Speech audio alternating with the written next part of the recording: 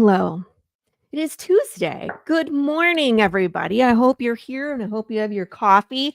I've got um, lots to share with you. I've been busy as always, running around like a chicken with no head. I got to get more coffee this week. I'm almost out. So I think this is a French roast I'm drinking today. And it's not my roasted coffee because I still have a broke coffee machine. I have my eye on a new one, a fancy one. It even comes with a milk frother. Ooh. But I don't have it yet. So I'm drinking someone else's ground coffee, which makes me sad. But anyway, it's not bad. It's not bad. It's just it's not my own coffee. Um, Speaking of coffee mugs, my guest today is the one and only Nem, who will be getting this fine mug. And we are so close to finishing out issue 8. So I'm gathering things. My room has been vacated, and I'm going to be setting up the table back here and starting to amass all of the merch and all the cool stuff. You better not. Dash, what's with you, man? Dash had this post, was it earlier was it yes, I forget when. He said someone said that they called a corn dog a meat Twinkie, and now I can't unhear it. And I just like, why would you do that? Why would you do that to us? Like, no one wants to. Anyway, we Mr. Gilbert Perez has, I think, 1.5 pages. He has like the last page and like one little fix on a page. Good morning, John Westhoff.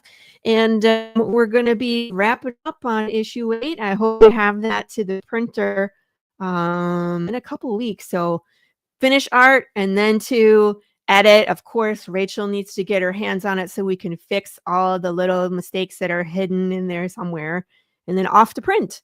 And then I will be shipping all the things out. So this week, this is last week's visit to the laser engraver. I was able to finish out. I needed 2 more of the main covers, so those are done. Ooh. And I have to still stain these, and I have some other treatment I'm going to be doing. And then I fixed this one. It was a little muddy. And sometimes you just kind of got to play with the laser engraver settings or clean up the image a little bit, which is what I did. The image itself is gorgeous. I had to just play with the like saturation, make darks darker and lights lighter. And then it cuts so much nicer. So these are gorgeous. I have a couple more of these to cut. And then I have 4 more of these to cut. I wanted to test out these 6x9s, which are just plaques. So these don't get attached to the books, but they're still going to be gorgeous. Before I bring my guests in, I also wanted to show off one thing. I got a box of books yesterday, and you know me, I'm about to rip these up. Mr. Christopher Brown. I have those 2, and I have 4 of these. I'm very excited. I haven't done these yet. So the Fountain of Shadows, Jake Bishop case. Look how shiny and beautiful they are. I almost hate to like rip them up and destroy them. No, I don't. No, I'm not sorry. I like to record it too, and I'm going to send it as torture. Anyway, so that's what I'm going to be up to this week. I got one more trip to the laser engraver tomorrow. We're going to be back gaming on Thursday. End of school is coming up. I'll be running around for that too. So enough about me. Let's bring in our guest for today. If you haven't met Mr. Nem, Mr. David Howard, where have you been all your life? What's going on, everybody? My one of my favorite people in comics and my wife's favorite person in comics. So, but that is a story that will not be shared publicly. Yes. Oh. Oh, that's great. Yes. I was like, what did I do? Oh, yes, I remember. Yes. Good morning, everybody. Nem, how are you doing, my friend? How are you? I'm doing all right. You know, this is my first time I've been on camera in almost a month. And we can get into why later. So I am very happy to make my return to the camera on the Brew.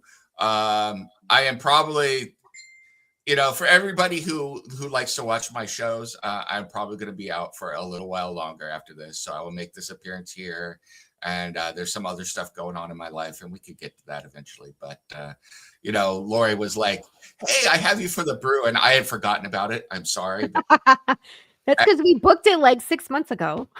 was like, she's like, "Do you want to cancel?" I said, "No, come on." I was like, I would love to have you, but I Yeah, know you have life going on right now from all yeah, directions. So it's right. like, I'm not going to pressure you By the way, to be here. this is one of the new Space Monkeys Ooh, mugs. So so fancy. I like yeah, it. yes. So this is one of them. I wish that I had. I don't know if Carrie is watching today. Um, Carrie, I'm going to just tell you, you're going to get a poster of the special art collage I put together of your fan art. Oh, I made 5 special mugs that are just Carrie's artwork that are so cool. I will send you one eventually. I will say shipping international has gotten wow. ridiculous. Just to ship the mug, they wanted $37.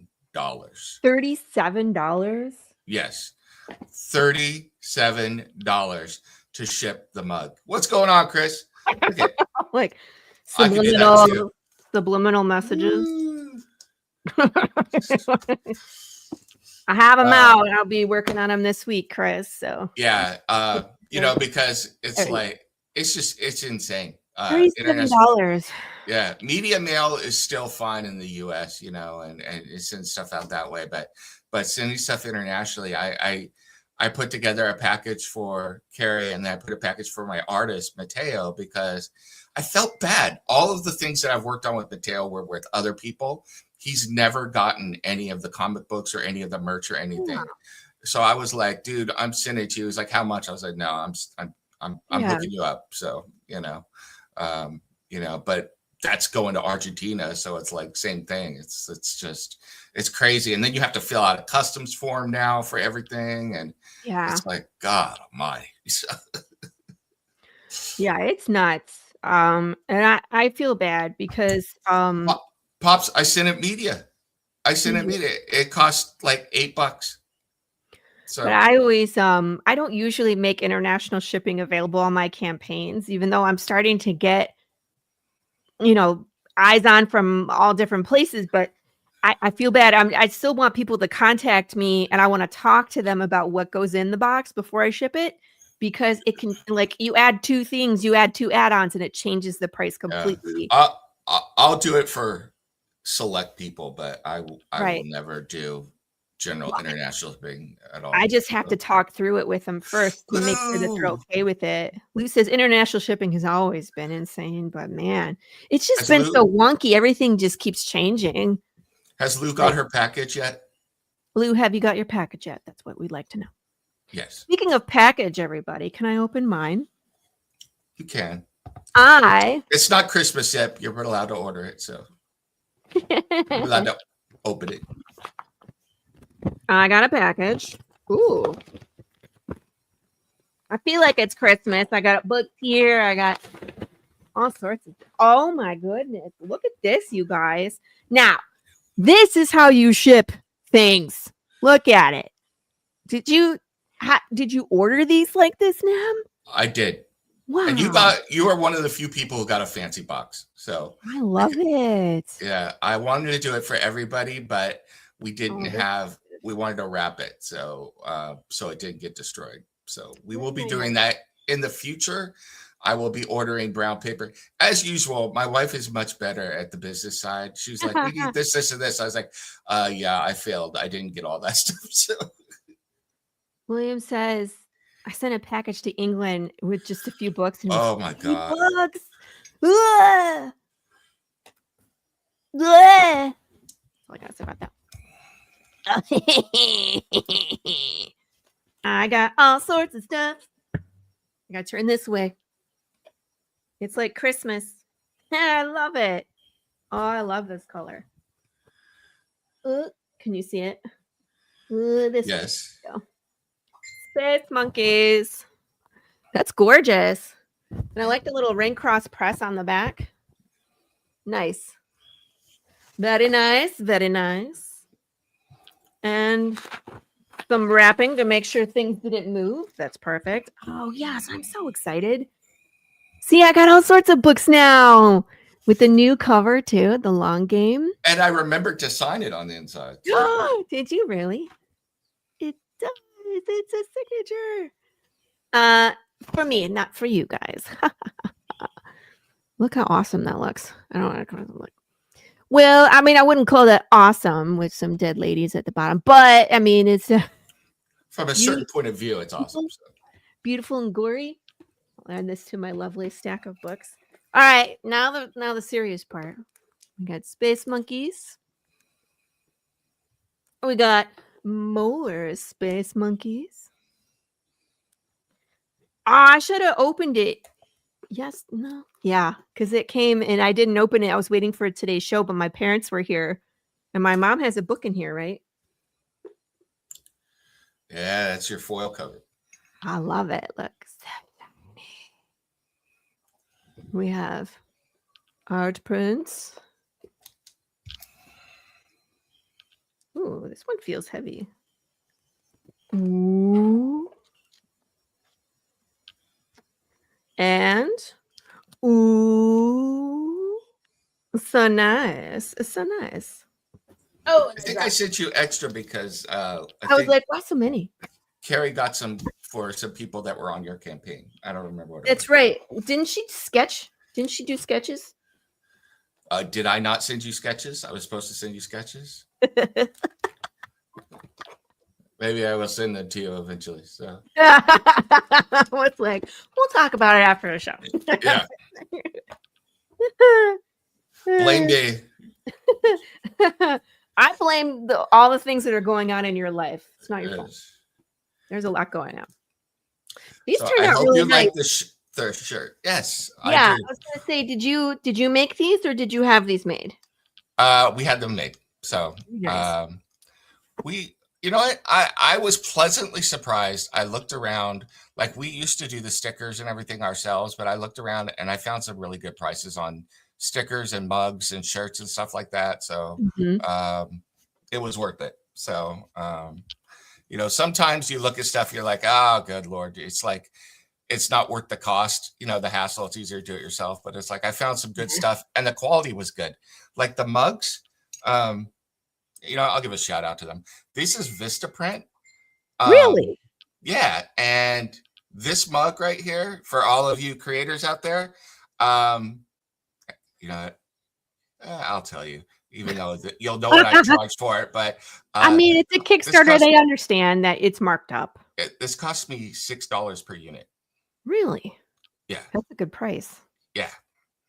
And do you have to get a certain amount in order to have that price? Yeah, 36. Okay. 36. But you know, it's not bad. You know, not too many. It's not like 100. No. You know, I was pleasantly surprised that Vistaprint for a lot of the stuff had really good prices. The shirts are Vistaprint. Really? Yeah. So I was really happy with them. I went with for the stickers, I went to Sticker Mule. So yeah, I like Sticker Mule for stuff. That and my friend Von Fox, who does Murderface, he makes stickers as well. He has a machine. And so I usually ask Vaughn for, and he can do almost anything, like a ton of fancy stickers. In fact, there's sometimes he's like, I wanted to try something new. Here's some free stickers. They're fancy. I'm like, okay. Yeah. So it's like, yeah, I was pleasantly surprised that they had a lot of good merch for good prices and a lot of options, you know, because like one of the things I wanted with this mug, this is one of the mugs, was that it was wraparound. Yeah. That's hard to find, you know, on a lot of places. So, soon. Yes. Soon. So. Yeah, that is hard to find. Usually you can just get like an emblem or something. Do they do two sides or just one side? Or usually it's two sides, and it's just like one spot on the front and one spot on the back, and Mhm. it's not bad, but it's like when you get the wraparound like that, it looks so much cooler. What I Yeah. want next is I want to find a place where you could do the wraparound and then take the Space Monkeys off of here and put it Oh, right that would be there. cool. Yeah. So I want to find some place that can do something like that that's reasonable, but I love coffee mugs. If you haven't Mhm. noticed, and Yeah. that's like my thing. So I collect coffee mugs, and my wife is constantly giving away the coffee mugs I collect. So it's a struggle. She's not Um, allowed to give this one away, okay? This is no, unique. no, This is the yeah, only one. yeah. Um, so Nicole, I love you. Don't give this one away. uh, I Also, love her. Lou, there are a couple surprises in your package when you get That's it. So awesome. yes, I love yes. sending surprises. For everybody who doesn't know, Lou did the artwork that is on Lori's On shirt. my So shirt. Yeah. yeah, yeah. So, but For those that are not familiar with Space Monkeys, let me pull up the campaign just to show it off because I know that there's more coming, right? yeah, Space Monkeys 2 is being drawn right now. I think Mateo is on page 12. Oh my gosh. Um, and this is a larger issue. I gave up on trying to stick to 22. I was like, I'm indie. I can do whatever the hell I want. So this one is 28 pages. So yeah, and I will say issue 2 has Wrath of Khan, Star Wars, Aliens, and I think the last Starfighter in it. Oh So my gosh. yeah. Uh, Amazing. so we're going. It's cool, and that's being done right now by Mateo, and of course, it'll be a little bit delayed. I don't expect the Kickstarter will for that one will go until the fall because I'm the one that does the color on the everything, Yeah. and I'm not going to be able to do color for a little while. So Right. I'm going to be laid up. So once it's ready, we will go. So. And that's the great part about being indie too. It's like when it's ready, it'll go. Yeah, When it's ready, it will go. And yeah, I crack up all the time because people are like, "When's the next path?" And I was like, "When it's ready, it'll go." It's like yep, summer, fall, I don't know. It's like I have a general idea, but everything is always fluid. Life is fluid, everybody. So, yeah. It's you kind of got to be that way. You got to be like yeah. flexible. It's like I was supposed to go to a con in a little less than what 3 weeks here, and life just cool, very cool. Yes, I yeah, I could share it. I'm the one that is doing it, or asked Lou to do it. Lou is doing some movie posters, and one of them is going to be a cover for Lou cover 2. I think I asked her, or we agreed to do 5 movie posters, and they're Oh my gosh. sci-fi movie posters. So not only is one going to be a cover, but I'm planning on the next campaign, and then at cons. Eventually, I want to get a collection of sci-fi movie posters that are all Space Monkeys that you can Yes. buy, as prints and People stuff. So love those yeah, homage, anything art. yeah. You know what I mean? I had some of Lee Newman's books for a while that I was selling Sisson, and like he Mhm. had homage Spider-Man and homage X-Men and like homage Akira, and like those all flew. I was Well, like, that's amazing. People love it. probably I want to do a Sabrina statue. I got to figure out how to sell Yeah. those though, because I'm not. I think they might. I don't know if they're going to sell on cons or maybe they're not going to sell at all. But I want to do Depends a on the dead price monkey point. statue. Yeah. Oh, the Deadpool monkey, space monkey. Yes. So that's in I there. love I want to them. do one with him or do something. Although I do want to say everybody said the backer survey. Yes. I was very interested on what people want. It was really helpful. So thank you to everyone. Most everybody wants either a board game or a collectible card game with Space Monkeys. So I want to see about making that happen. Especially maybe a card game. So that would be fun. So it would be cool to be able to whip out your Princess Sabrina card, or whatever. Yeah. So that would be cool. So we And will then see. it's like, I don't know. I almost would want to Chris. I could pick his brain about game function because like I Mhm. might be able to do the cards, but how to run like make the game actually work?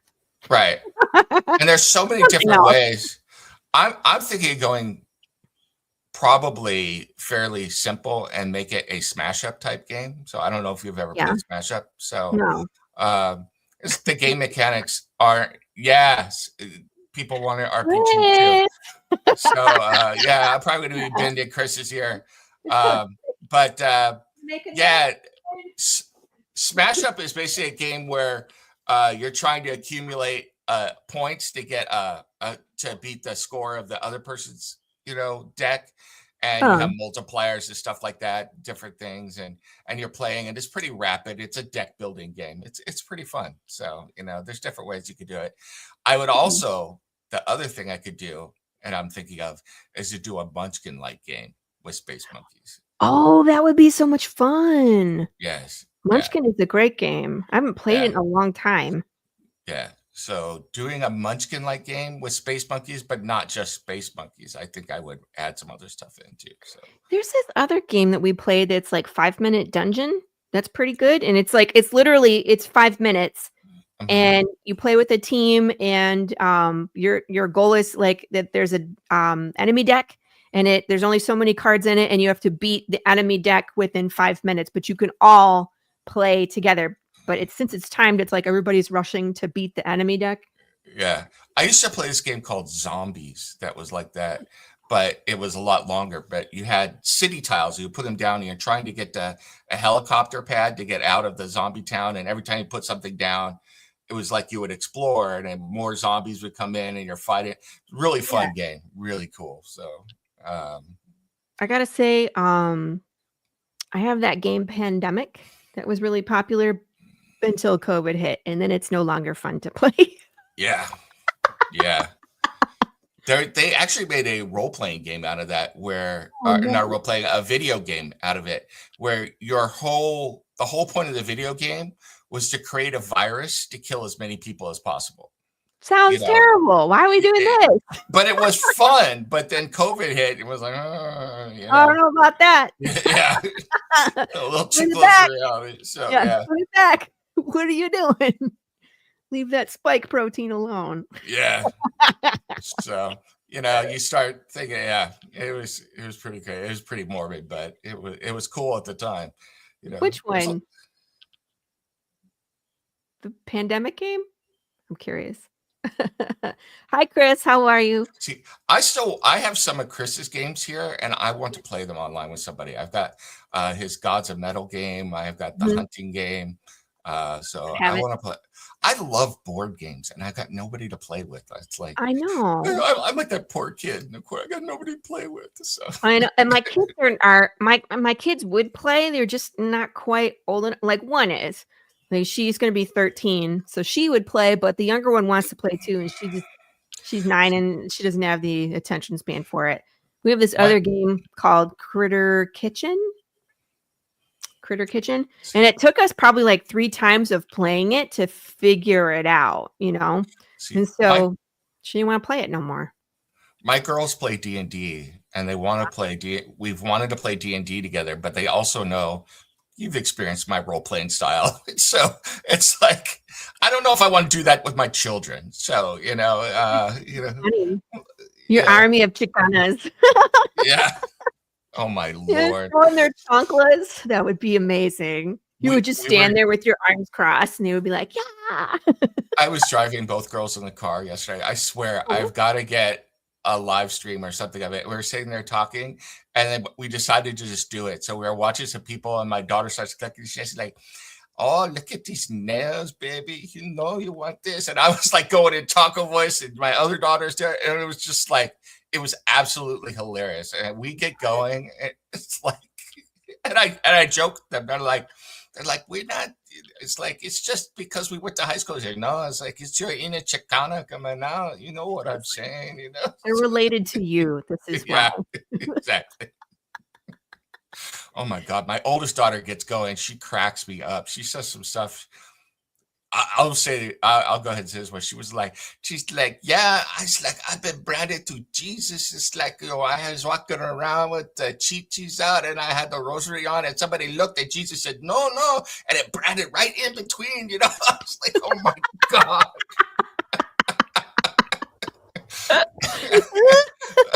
I was dying. I was like, Oh, I shouldn't no. be laughing about this. This is my daughter, but it was freaking hilarious. Funny. So, yeah. Sometimes, man, the kids, they come up with ridiculous stuff. I don't know. My daughter Delilah is like that. Like, she just says stuff and I'm like, what did you just say? Like, it just takes you off guard. Or like how Although they say it. It's like, what? Oh, that's the cool part about once they become adult. My youngest is 20, yeah. so Yeah. so we could joke about stuff now. But even then, they still do things like I'll come up and kiss my wife. They'll be like, "Dad, we're right here." I was like, he's like, "If you can't handle this, you really can't." It's It's like, like you're get old used to enough. it, kids. Yeah, Figure it out. yeah. That's funny. So yeah. It's like you're old enough. It's like I'm not holding back anymore. It's like Right. this is my house. You don't like it? Get out. So Like, you are old enough to move out, yeah. Yeah, So you can. This is allowed. Lord. So Space Monkey's wrapping up. Yep. Next Space Monkeys is in production, Yep. and Space Monkeys 2. I know them. So there's 17 plates in the air. Right. With What else? with everything else that's going on, I needed some more stuff. So I have finished writing a book. Actually, I have already started on the second one because these are pretty easy to write. It's called The Cryptid Chronicles. Yeah. It is a book for kids 9 to 14. That's the targeted age. But I don't know about you, but when I was a kid, I loved reading scary stories, and stories Yeah. about monsters and things like that. So I was like, I want to do something like that. And I thought I would do something. Originally, I wanted to do something like Harry Potter, Percy Jackson. I was like, that's like writing a whole novel. I was like, I want something that's cooler than that. So what I did is a collection of short stories, but it all follows the same family. The dad is an anthropologist, and then these two kids, a boy and a girl, and they travel with their dad. And he's investigating stories, and he doesn't believe any of this. Meanwhile, the kids are always finding it. So, like the first story is I think something out here. It's called The Legend of Taquitz, about an evil shaman of a local Indian tribe who threw fireballs and cursed people and stuff like that, and end up running into him. And then there's Chupacabra in this one. There's the tale of La Lorena, from the Southwest. So it's all Southwest stories. There's a Whaley House for ghosts in San Diego, all these things, and the kids, and you get fun facts about it and a cool little story. And they're kind of self-contained, so the kids can read a story and put it down. And we're going to have some Cool. so I'm getting illustrated. We're going to get some illustrations done and everything. And then I want to put that out, and I want to make that a regular series. So I've Nice. already got plans for the next one where they're going to go, and I want them to go around the world, and it's going to introduce kids to all these cool, Cryptid. monsters, and cryptids. Yeah, it's like, but in a way, it's scary, but it's not like so scary or gory that a parent is going to be like, "Oh, I don't want my kid to read that." It's like, here's your intro to my world, or our world. Right. I'm always looking for stuff like that too. And this might be something my Delilah would be interested in because she wants to read the scary books. But like I tried to get her to read some Goosebumps, but a lot of that was like, and I know you're gonna puppets, and she hates puppets. Oh God, So we went to the they're right library and there. she's like, all puppets and like haunted houses. So it just wasn't her jam. Yeah, But I think she's cut from the same fabric that I am. But she's young, right? She's yeah, 9. And yeah. so throwing her into Stephen King is probably not appropriate. Yeah, and to be fair, some of these they run into the cryptid or the monster, and it turns out that I made it so that it's not a scary thing. Some of them are like legitimately they had to get away, and some of them are like, oh, it was like the jackalope. They meet a jackalope. That's what it Yeah, was called. okay. I was So like, "There's a skinwalker in here. I see it in the there table of contents." there So, is a skinwalker in there. So yeah, that one is yeah. We also did the red camel, which is I did some research, and that is one I had never heard of. So yeah, yeah. there's some cool stuff in there. The next one is going to be in Europe, and then eventually I want to get the kids to Southeast Asia, and we're going to do like the Penangalan and stuff like that. But there's Mhm. all these stories from all over. We'll go more places in the U.S. and Canada and everywhere, South America. It'll be really cool, and I'm looking forward to doing that. I'm also writing another series, but this one, has kind of been on the back burner for the same age group. But it's all about entrepreneurs and people who overcame stuff, and it's true life stories, but it's the same format, short stories. Mhm. Um, but I've gotten tired of kids being told that their life is shit before it's even excuse my language, before it Yeah. even started. They're like, you got everything railed, organized against you, and you're never going to be successful because the world sucks. And I'm like, kids need something. Like I remember reading about people in the, like one of my favorites was Abigail Adams back in the day, but I read about all these people and it was like inspiring. So I was like, I want something like that for kids so they could see even when there's bad stuff, you can rise above it. So it's a collection of Mhm. these kinds of stories, but with stuff that I think will interest kids. Like one of them is this lady who founded Pepperidge Farm, Oh. and this lady, her son, this will be right up your alley. Her son was sick, and all the time, and she needed to find a way to make food that he could eat that would help him uh, be healthy. So she, did her research and came up with recipes for whole wheat bread and stuff like that. Mhm. And eventually, people saw the benefits and wanted to buy it from her. She had never thought about doing it, so she started selling it. Eventually, she turned it into a company.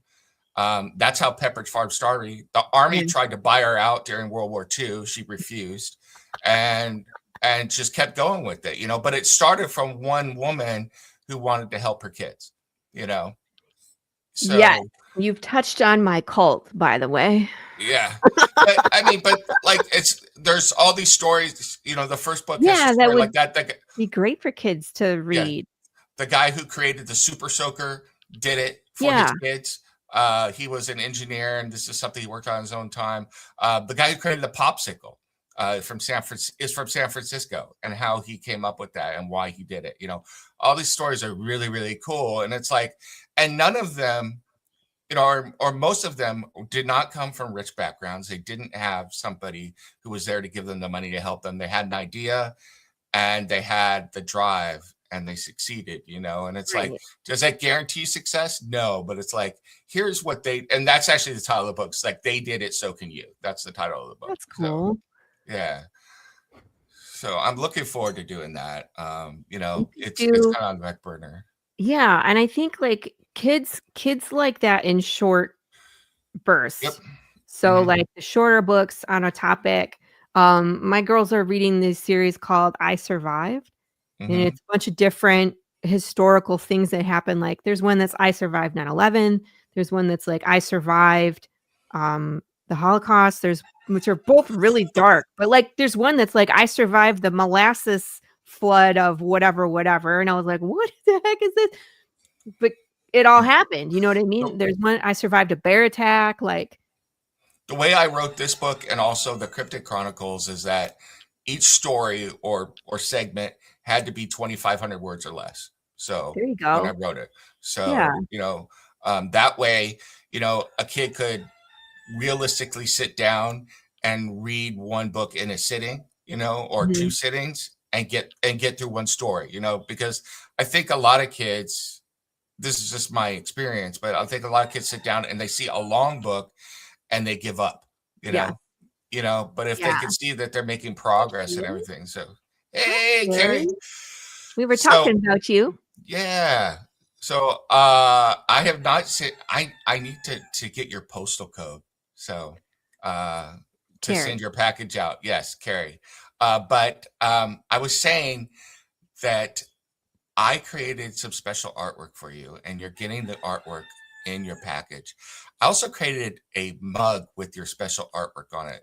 I created a collage of your artwork, and it's on some special edition mugs I did.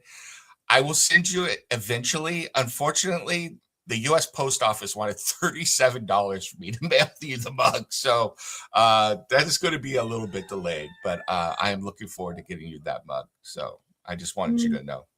You did send your address, but they said we didn't have the postal code. I don't know if my post office is on No? crack or what. So I don't know. So I will talk to you. So we will figure it out. I will get it to you. We're determined. We shall soldier on. What else? So that's those two So things. that's really awesome, and I think that there's a big market for that because kids are always looking for something new Yeah. to read, and it's kinda like it's all the same stuff. Um, my daughter is reading Wings of Fire, the older one, but the younger one isn't really a series that she's Well, into, and it's like plus at one point, like several years ago, I started writing a Norse mythology style book, like yeah. in the Harry Potter style. And then, of course, maybe like 3 months after I started writing it, Rick Riordan came out with his first book, who did Percy Jackson, came out with Mhm. his first book in a series, which was Norse mythology. And I was just like, well, the hell with that, you know? So Yeah, it's like, yeah, it's been done now, you know? yeah. So, um, Carrie says, "Can you put the mugs on the madness that would help with international shipping I could do that, or I could send it, to store?"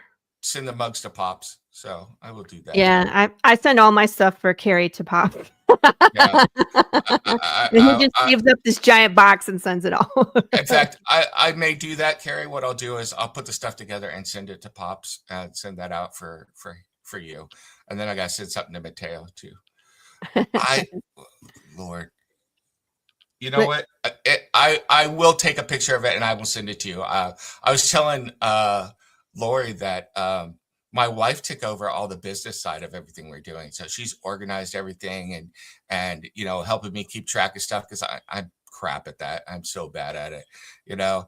But that's the good part. The bad part is my wife has also organized everything, so which means I can't find a damn thing. So so I went back I there before the show to look for some of this stuff to bring it out, yeah. and I'm like, I don't know where anything is. I So kinda chuckle because that's why I need to put this like I was talking about, I put a folding table behind me when I'm fulfilling, and so, like, that's a place where I just, like, everything goes, so I know it's all in one place before I ship it, and, like, if I don't do that, like, it's migrated everywhere at this yeah, point. I have shelves on this side, and, like, I have things over here, and I have things over here, and I have things in the hallway, and I also have to say I'm still working on the it's fine. video. That was our stretch goal for everybody. One of the things I want to Oh. do, it's with our cats destroying space monkeys, cat toys, and Oh, I stuff was like gonna that, ask and the about dogs. that. Yeah, I still need to do that, but I want to do. We were supposed, like I said, we were supposed to go to that con, and we've done. My wife and I have done cosplay for space monkeys, so I want to get dressed up Amazing. as an intro before that. I will say mine, the stuff my wife found. So I have a black shirt with space monkeys on the front. She found me for cheap a purple overcoat, like a duster, and How I've got a weird. backward black hat. So I am Blunt Mite. I'm Ah, dressed up as Silent Bob, yes. Space Monkey. Yes, Are you and gonna it be looks full on green, though? Are you gonna be green? yes, Oh yes, my gosh. yes. So and I already tried it all on without the green, but with my glasses on and everything. I'm like, I just want to walk out of the house like this, you know. So it's like it was funny as hell. So Funny. yeah, and then she got stuff to be Sabrina. That's So awesome. yeah, so she got the stuff and she was really into it. She's really, she always helps me, but with me being laid up with the surgeries and everything, she really helped with the fulfillment on this one. We're getting ready. I've got another, for everybody who doesn't know, I have two masses on each of my kidneys. So the first one got operated on. I've got a bigger operation coming up in a couple weeks. So I'm going to be laid up for a while, probably through June, I would say, at least. So Yeah. we'll see. We'll see. But it is what it is. It's like, I'm like, why am I taking on more stuff while I'm doing this? But it keeps me sane. So yeah. Yeah, absolutely. That's your out, you Hmm. know? Yeah. Yeah. So, No, it was just for the mug. Just for the mug. Yeah. Yeah, just for the mug because we couldn't. We wanted to send the one stuff in one package, and then we took extra. We put the mug in a separate package so that it would be fragile, marked fragile, and everything. And just that it was just insane.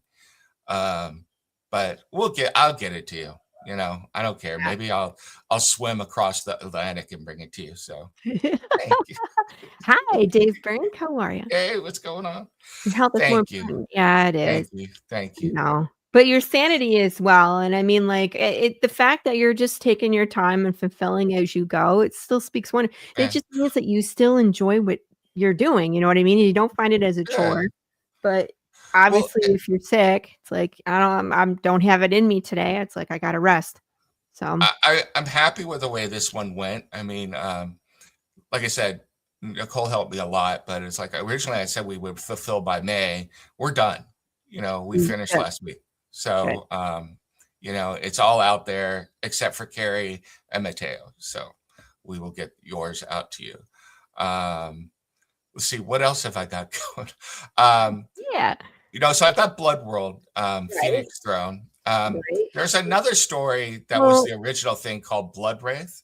Oh, oh, the yes. long game, yes. So Yeah. long game is being re-released. We're going to do a paperback of that as well. So Ooh. that is now officially part of Rain Cross Press. I need to get a Rain Cross Press website for all the stuff we got going on here, and that has been Very re-released. nice. It's available on Amazon and Barnes and Noble and everything right now. So you can go check that out. Or if you want to order directly from me, I could do that as well. So you can get signed copies. But yeah, even the dust, if you take the dust Oh, jacket off and look at the yeah. cover, it's pretty cool. Oh, So look. yeah, Like, these turned out really nice. Really thank nice. you. The book feels nice. The pages, and I looked And inside. It's Ingram Micro that did it. Yeah. yeah, and if you Yeah. look at the back, this is second edition. So I added 3 more chapters, intro chapter to the next book, and there is bonus content. So there is a dream diary from him in there. There are some police sketches. There's a lot of different stuff in there. This one has a lot of new stuff to add for a second edition. So yeah, It's cool. it's I'm digging it. I'm really happy. This is the version of the book the way I really wanted to come out. So yeah, and we even did an epilogue chapter for a funeral. So that's in there. Really? So yeah, That's awesome. so there's some Um, really cool stuff in there. So I like the way the book came out. Like I said, I'm going to work on the paperbacks as well. cool. But I was very happy with everything. And believe it or not, I did. I love it's like the author photo always cracks me up. uh, Uh, I've expanded my, this is one of the things we've talked about this a lot. One of the things love about indie is you start doing stuff. So I did one of the covers yeah. for Space Monkeys. This cover actually is me. Right. I did this. I did that cover for the book. Oh, you did this cover? You Yeah. did this cover? I did that. Wow. Yeah. I had no idea. It's all graphic design. Yeah. So I took different elements and blended them on Photoshop and worked them all together and everything. But that's me. I did that cover. Wow. Yep. Amazing. Yeah. It's gorgeous. So what you're saying is people need to hire you for their novel covers. Mm-hmm. Sure. Absolutely. Hire for money, not for free. So it's something that I'm not a classic artist where I'll sit down and draw, but I can take different stuff and bring it into a graphic design and blend it together and create images that way, and with filters and all sorts of stuff. So I could definitely do that. And I enjoy it. So it's fun. So when I did that cover, I was like, man, I liked the first cover, but it was like it was very comic booky and it was kind of niche. I was like, I need something that looks like more like a classic horror novel, Yeah, it's and different, so right? yeah, I yeah. mean, yeah, like, was it Morgan? What's his name? From I forget his Australia. name. No, it was a guy from UK. He was the one that No, did the no, I'm talking first about Morgan from Morgan Australia. Quaid. Morgan Quaid. Morgan Quinn, thank you, because Yeah, he does both comic books and novels as well, just like you, and he makes his own novel covers, and I was like, it's different. What are some of the things that you do differently? And so he went into the whole thing about like what sells for comics doesn't go on a cover for, a yeah. novel and vice versa. So it was just really interesting. It's like it's completely different It needs market. to be something that pops, when you're in a bookstore or when you're Yeah. on a website that like pops out at you. And so, I worked on that and like eventually this summer, probably because I know you're so busy, I finally got the rest of the first edition books. So I need to send them to you for you to rip I up. was like, add it to the stack, dude. We'll just put it right in here. The thing is I got to figure out, I need to talk to you because I want to add all of the other material and update it to be the most recent version of the book, but I don't know how to do that. How Oh, to get just that part hmm. printed out. I don't know if you can do that. Maybe we can't, so, I and then it'll be what wonder. it is. I'll have to think about that. Okay. Because obviously you'd want it to make it look like part of the book. So I don't know if you could get it just print those pages as Hmm. a soft cover. And I can rebind them all into one. Because I took a bunch of like, the Green Mile was in a novella style, Hmm. and I rebound those into one book. Cool. Ripped all this stuff off, so I could technically take it apart and put the two text blocks together and make it one book. So I could. Yeah. Cool. Possible. And then we'll figure out a cool Lori Calcaterra style cover. So, Yeah. yeah. Yes. And, So, it's like, and I've been cutting those on the Cricut, but it's like I could probably order those too. Like the same place I order the t-shirt stuff, and they mhm. could probably print them a little bit nicer than the Cricut can cut them. So we could do anything, Yeah, because I really. want to sell those at cons, so there's like a special edition, and then there's the second edition that you could get like on Barnes and Noble and stuff like that. So we'll do the Yeah. Lori Calcaterra special edition, so They're and very then expensive, everybody. yes, and then obviously we'll probably have them available on the Kickstarter as well. So That would be we'll do cool. that. But so yeah, so I've got that, and I'm working on the second book right now. It's kind of been Mhm. sidelined for a little bit, but I had gotten like 3 or 4 chapters in, Yeah. done. This one, for everybody who wants to know, takes place at a place I know well. It's West Point, so it has to do with possession and a lot of cool stuff that I know about. Different things that are there that are spooky or whatever. So there's some cool stuff. We'll see. That's I'm looking good. forward to it. It's called A Time for Wrath. That's the second one. So, um, Nice. yeah, yeah. And then what else I got going on? You were So I you and mentioned the Blood Wraith. yeah, Blood Wraith. So yeah, so Phoenix Throne. Originally, the first story was Blood Wraith, and Blood Wraiths Okay. are really cool. They're assassins that can real time change their DNA to grow weapons and stuff out of their bodies and things like that.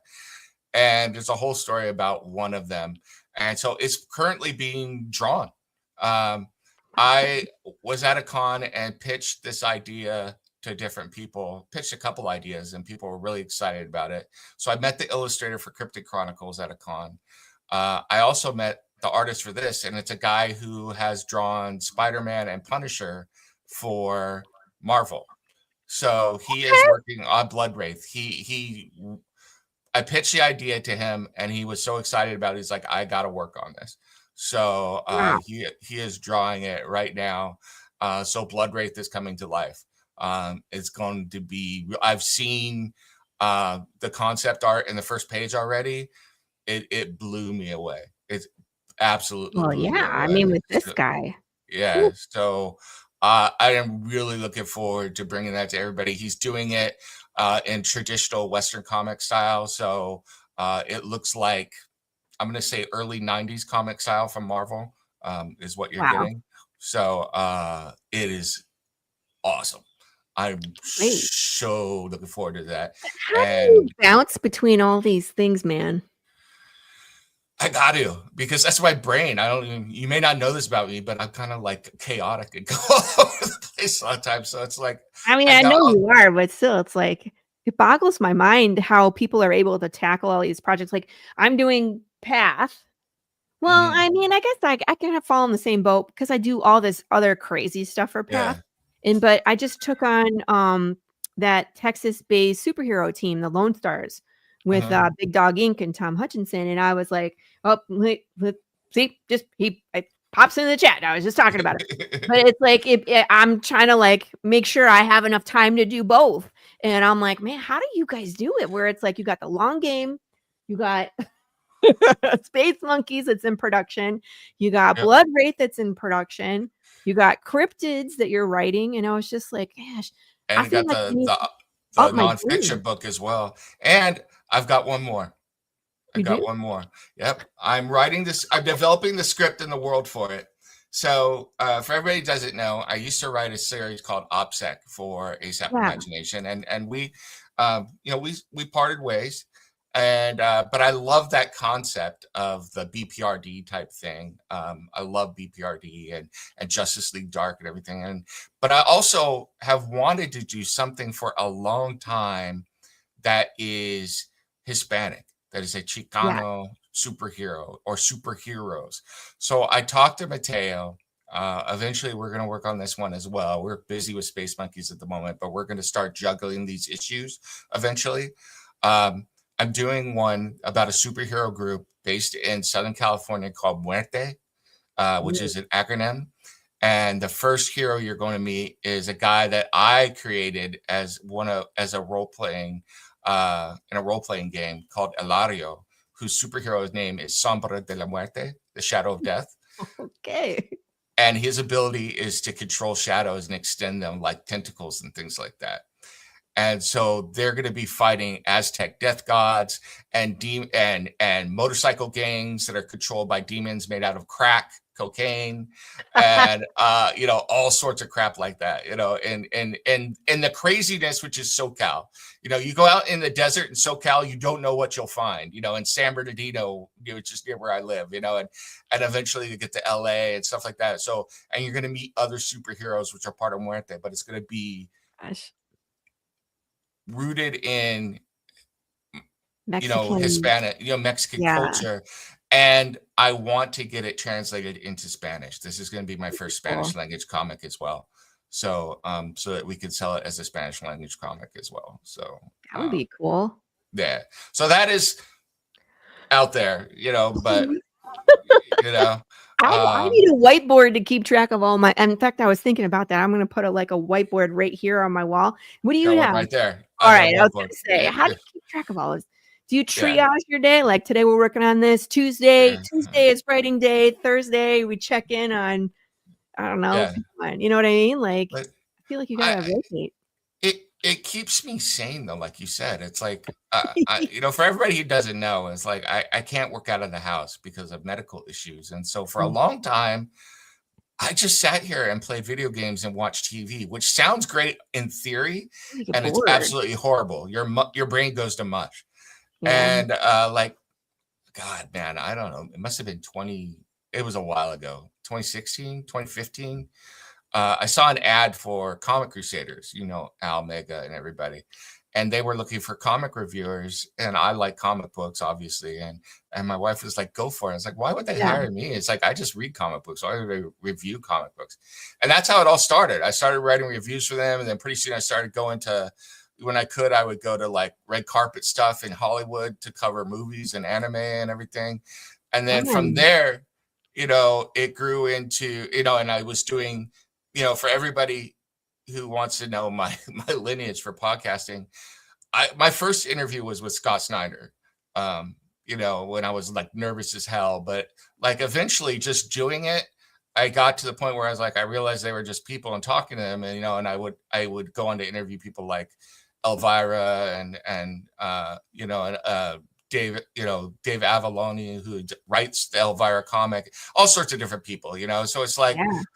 it was just a lot of like trial and error and practice, but eventually I grew comfortable becoming just me, which is hard, you know. Yeah. But by the time I had interviewed Cassandra Peterson, I was comfortable enough to ask her about peeing in a treehouse.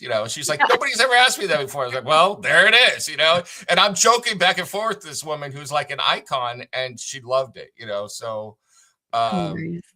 I love doing that. If I could make a living just doing that, I would. I just don't. That's really hard to break into, being Mhm. like an interviewer.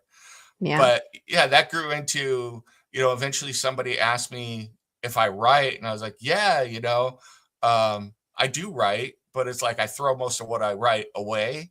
And so some people saw Why? that because I didn't think it was any good. I was like, I'm my worst critic. So Lori, I've thrown away Thrown away? 12 novels in my life. What? Yeah. That's So my first novel is not my first novel. right. I've thrown away 12 novels. I also used to write at a dare. I wrote Romance. Harry Potter romance fan fiction for a site that's still I out was there, right. and it was incredibly popular. And people were like, "You should write this as a book." I was like, "I am never writing romance professionally. It's not going to happen." So sorry.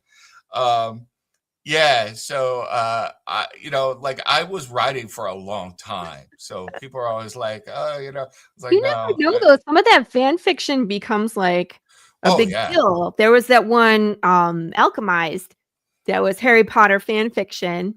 I wrote Now like Harry it and got a Ginny. reboot and now it like they changed all the names and rebooted it and it's being sold at freaking bookstores. Yeah, but yeah, so it's just something I always loved to do, and then people saw it, and they were like, No man, some of okay. them get pretty dirty. Oh my god, some of the stuff They're on really there was dirty. just absolutely filthy. Or people, I'm like, the hell is wrong with you? Like people are like pairing up Harry and Snape. Yeah. And yeah, I'm just like, what the hell? Like, who the hell is reading this crap? Oh, and then there's the Not ones that me. are real, just between us girls, there are people like pairing up like Hagrid and Buckbeak. I'm like, Come what is on. wrong with you? Yeah, I'm like, come on. There are some dark corners of the internet, and as Yeah. your intrepid reporter, I've been to all of them. So there it is. Thank you for taking one for the team. Yeah, exactly. I think Oh I my read goodness. that well the Alchemized one was like Hermione and Draco fan fiction. Yeah, And I was like, and even that one is filthy. And I was just like, okay. Who the and pot I is did cooking? I did it on a dare because my wife is really into romance novels. That is her Oh. thing. And I would read those and it would just make me giggle, man. I cannot, when I write romance, I giggle. I can't stop. And I blush. Like my face is like glowing. And We so gotta I'll have a read that. pen name. All right, this is our new plan, Nem. We're both gonna use the same pen name and write romance, right? So Okay. nobody knows if it's gonna be you or me. Fair. Fair. Because Yeah. Lee's pulling up a chair. She's ready. and the funny thing Hi, is, Dylan. when I was in the army, I used to read smutty stories in the voices, so I could do voices, right? And with an announcer, so like the Sunday announcer, I used to read Penthouse Forum to the guys in my barracks in the army. So I started reading my wife's romance novels, and I started reading her romance novels in the voices to her, and I was just and she was just cracking up. She was just laughing her butt off. I was just like, he pushed her century. The whole thing. Yeah. And she just cracks up, man. Like, aw. Make it stop. So she would just die laughing. And so that grew, and I used to be, and then of course, you read enough stuff. You read enough stuff, you can start imitating it, So Right. they were like, "Oh, you can't imitate." I was like, "You want to bet?" So, and that's how it happens. Expect Yeah. something. Yeah. See, and you know what's stupid, Jim? Wingardium We and probably make a lot Rectoso, of money. so, yeah. Oh, of Like, course. here we are, doing our passion thing and, like, in the indie space, dying for views, and then it's like, we Yeah. can write Harry Potter trash and make money. Oh, It wouldn't say absolutely. Harry Potter, though. It'd have to be someone else's name. Oh, it could be Otherwise, you can't anything. make any money. It doesn't matter what it is. I Well, guarantee I mean, you you could right put it now. up, like, for free, but you can't make any money if it's Yeah, but if you wrote here's one. I guarantee you oh, this would sell. A demon has possessed a house for hundreds of years, but then Sarah moved in and moved his heart. Now, their forbidden love is going to bring him over from the dark side and create a passion and a love that will span across generations and dimensions. Welcome to A Time for Love, a demon love story by whatever. You know what, though? Bestseller. I've read this Bestseller. book. I've read this book. It's an Anne Rice book. She has this, she has the vampire books, and then she has, like, the Talamasca books. Yeah. This Talamasca book where this lady's in the house and it's haunted, and she has sex with the Yeah. spirit of the house. I'm like, what am I reading right now? It's weird. Yeah. Barely Putter. Wingardium Rectoso. So there you go. This Yeah. is true. This is This is very true. true. Oh Lord. So yeah, so that's what's going on with me. That's what I'm up to at the moment, or what I've been up to. So yeah, living with me. My wife has gotten so used to my BS that she just kind of like takes it in stride, It's like Yeah. she knows, and she'll She give it married back to you. me, She which knew what is she why, was. yeah, Yeah. She knew this what is she was why I getting love into. her. She's the straight man to my BS. So it's just like, yeah, okay. So yeah. That's fine. That's Yeah, right. That's what she's supposed. That's what my husband is too. Where I'm like, I'm doing this weird thing, and he's like, yeah. okay, Like the don't get other day, hurt. I walked in and I just want to make her laugh because she's had a hard day or something. So I'll walk in the door and I walk in for the bathroom wearing some chonies. I'd be like, it's like, you have to not look at this because you can't handle all of this, honey. She's like, that's right. So it's like, She's like, I see nothing. Dylan, you should. Absolutely, you should. Everybody has a absolutely. market out there.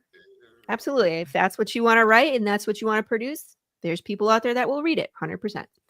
I think, I, you know what? I think yes. it would be nice to definitely make money and have huge success from a commercial aspect or popularity aspect.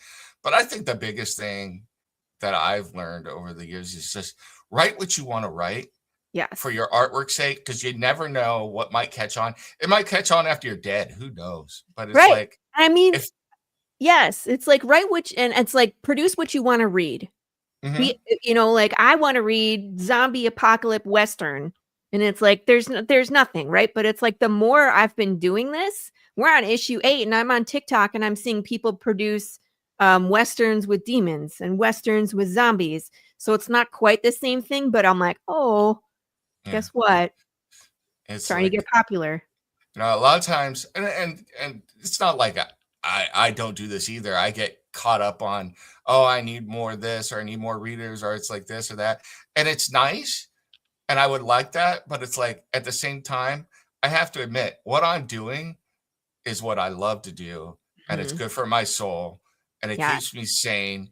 And it's a lot better than sitting around watching TV and playing video games all day, Yeah. which so and I've met so many great people doing it. So at the end of the day, I can honestly say that indie comics probably saved my life. So there it is.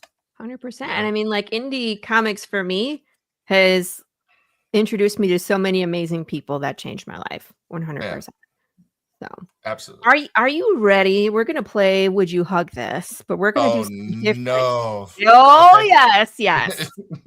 So, let's play it. Here we go.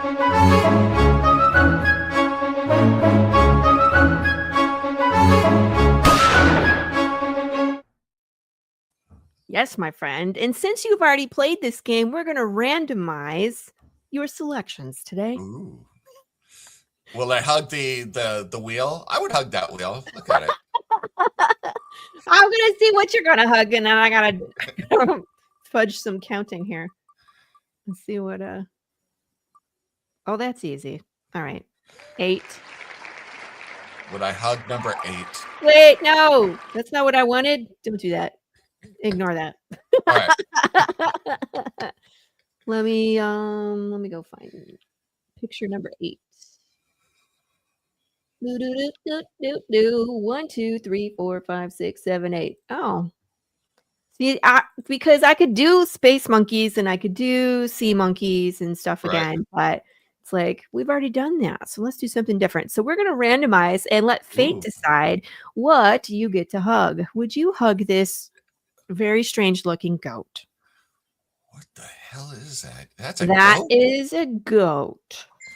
You know what? If I'm coming at that goat, not from the side but the front, I would wrap those ears around me and hug the heck out of it. So I would probably wear that goat. So I think they're so much cuter when they're babies. I've seen yeah. pictures of these things as adults, and this is terrifying as an adult. See, but look at those ears. Can't you imagine like sitting down and wrapping that around you as a scarf? The goat probably Yeah. wouldn't be very happy about it, but I mean, like, you could tie the goat up with its own ears, like, make its yeah, own bandana and, like, put it over no? yeah. Yeah, I would hug this goat. He looks and they're just such weird looking animals. Yeah, But, it is a weird looking animal. It looks like it's got a rabbit head. these are his eyes, like, over Wow. here, Yeah, that is really strange. and then his nose. Yeah. I forget where they're from. It's somewhere from Middle East, but they You, are terrifying as adults. They're you know scary. what my first thought is? You know, this is a little Dave is stuck on Harry Potter. this is a little insight into the mind of a horror writer. I was like, can you imagine if that goat suddenly smiled and it had like shark teeth and it looked and the eyes turned Like a red? shark, Yeah, yeah. And it like started coming at you, so you think it's cute, and then it's like, rah. rows of teeth. Yeah. What? Thank you, Nem, All for right, making hold it on. worse. Let me write that down. All right, since I accidentally pushed the button, All right. the next one is 32. Let's go see what 32 is. Do do do do. As long as it's not a clown, I'll probably be okay. But they're Or in there. puppets. 14. So like another here. Then that's Clown. 1, 2, 32, right? Is that what I Yep. said? Yep. 32, my age.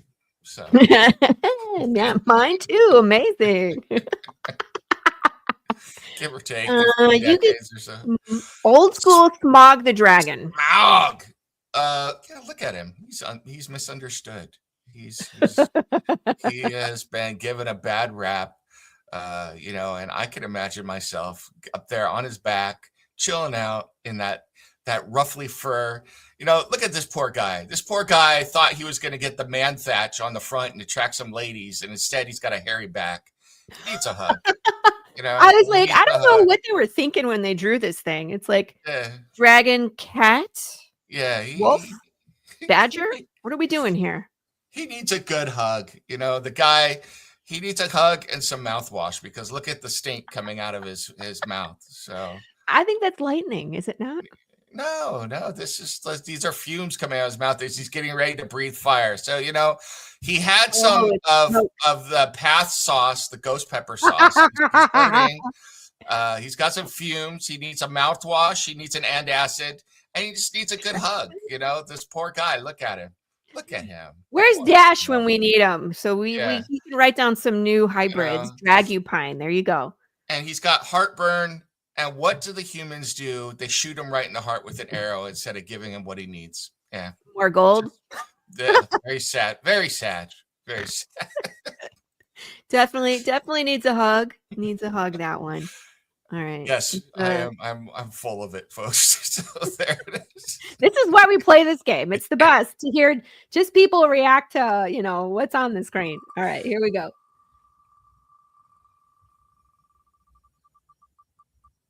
Where are we going? 22. 22. What is this? What is 22? 22.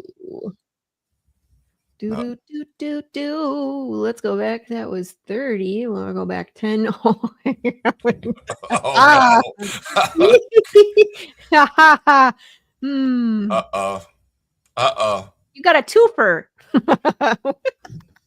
The hell is that? That's a cordyceps mushroom that has taken over a caterpillar. Not a cricket. Cricket. It's grasshopper. All right. Not your fuel. Yeah. No. No. We got him. See, No. Lou always calls this one a twofer. Like you can hug two things at the same time. Yeah. If I'm really hungry, I might eat this, but I'm not hugging it. So No one has ever said they would eat this. well, yeah, it's like I like mushrooms. Grasshoppers are edible. If I was hungry enough, I've eaten bugs during survival training. I'd eat this, so or if I'm really fancy, I'd throw in some oil and fry it up and eat it, but I'm not hugging it. Mm-mm. So, no, don't touch this. This is how the apocalypse starts, you guys. Dave, this is a cordyceps mushroom, which it has several species, but they are very specific and they can take over the nervous system of small, usually insects. Are they edible? No one has ever asked that. I mean, like, yeah, you can eat it once and then start the apocalypse. This is how we get to Last of Us right here, right? All right. That make life interesting. Can you imagine? If it wasn't going to take over my brain, that would be kind of cool, to get some new appendages. I don't know that my wife would be very happy, but that'd be kind of cool. Like, you start just wanting to eat random thing. I don't know. I don't know what would happen to you. Mr. Paul Tate, you've chosen a very odd time to come on this show. There is a zombie. It's a zombie mushroom. I'm not going to go into detail because this is a morning show, but there is a way you could turn this into the one of the central aspects of one of those romance novels. That's all I'm going to say. So put that in your pipe and smoke it. I don't know if people want to read zombie romance. I mean, somebody will. No, my theory about that, right? Is like as soon as we get to the romance version of the scary thing, you need to throw the whole genre away and start over. Yep. Zombie romance. Blech. All right. I couldn't believe it when you told me there was actually zombie romance out there. Yeah, warm bodies, man. I am a firm believer that that's it. It's over. 16. Let's go find 16. It's all picking all low numbers today. It's applaud for 16. Why? 2, 3, 4, 5, 6, 7, 8, 9, 10. Oh, this one's a great one. This one's a huggable for sure. Is it? Yeah. What is it? Oh!